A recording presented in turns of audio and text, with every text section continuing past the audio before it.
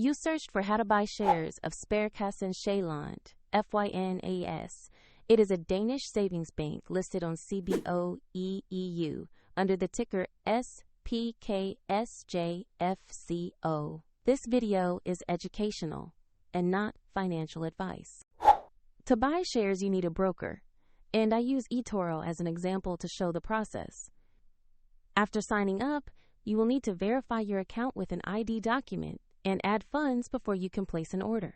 Use the platform search box and enter the ticker SPKSJF.co to locate the company listing. Choose the result that matches Sparekassen Sjaelland Fyn AS on CBOE EU. Open the asset page to review basic company information and the price chart. Confirm the company name, exchange, and SPKSJF.co ticker to ensure it is the correct stock.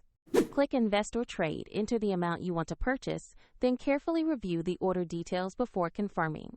If the market is closed, the order may be queued for the next session, and if you do not have enough funds, the platform will ask you to add them before completing the purchase. After execution, your position will appear in your portfolio for tracking. For the sign-up link and more details, check the description below.